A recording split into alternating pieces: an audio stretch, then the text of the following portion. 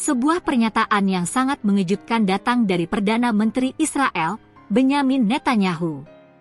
Ia secara terang-terangan mengatakan bahwa menyingkirkan para pemimpin Hamas yang tinggal di Qatar adalah kunci untuk mengakhiri perang di jalur Gaza dan membebaskan semua sandera. Pernyataan ini muncul seminggu setelah militer Israel melancarkan serangan yang belum pernah terjadi sebelumnya di Doha, ibu kota Qatar. Ini bukan sekadar retorika. Ini adalah sebuah deklarasi publik tentang pergeseran strategi. Apa arti dari pernyataan Netanyahu ini?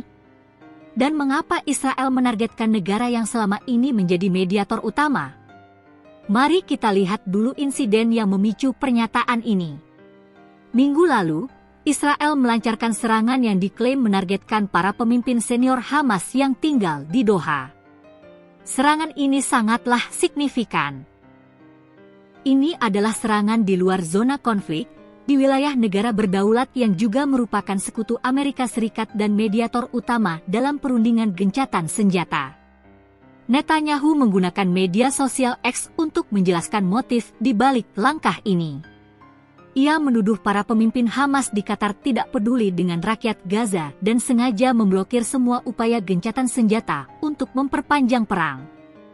Ia dengan gamblang menyatakan, menyingkirkan mereka akan menghilangkan hambatan utama untuk membebaskan semua sandera kita dan mengakhiri perang.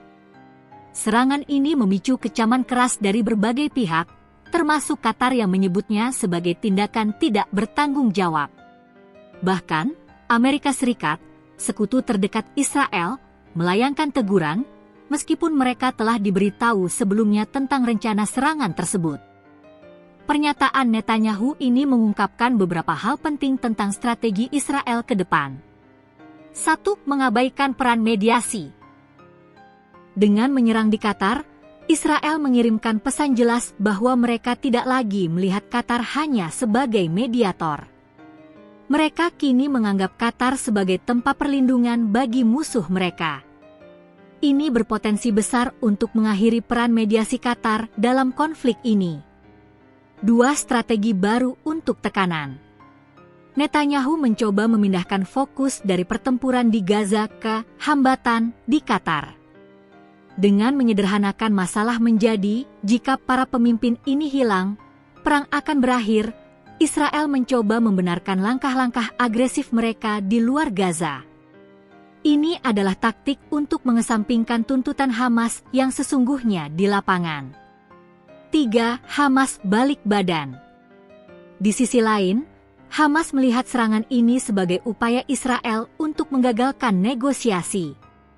Mereka menegaskan tidak akan mengubah tuntutan utama mereka, yaitu gencatan senjata permanen dan penarikan penuh pasukan Israel dari jalur Gaza sebelum mereka membebaskan semua sandera. Pernyataan Netanyahu dan serangan di Doha menandai sebuah momen kritis. Israel kini secara terbuka menyatakan akan menargetkan para pemimpin Hamas di luar Gaza, bahkan di negara yang selama ini dianggap netral. Ini bisa menjadi awal dari perluasan konflik yang sangat berbahaya. Pertanyaannya sekarang, akankah ini semakin mempersulit jalan menuju perdamaian, atau justru Netanyahu yakin inilah satu-satunya cara untuk mencapai tujuannya? Melihat pernyataan ini, apakah Israel bisa mencapai tujuannya dengan menargetkan Hamas di luar Gaza? Atau justru langkah ini akan semakin mempersulit jalan menuju perdamaian? Sampaikan pendapat Anda di kolom komentar.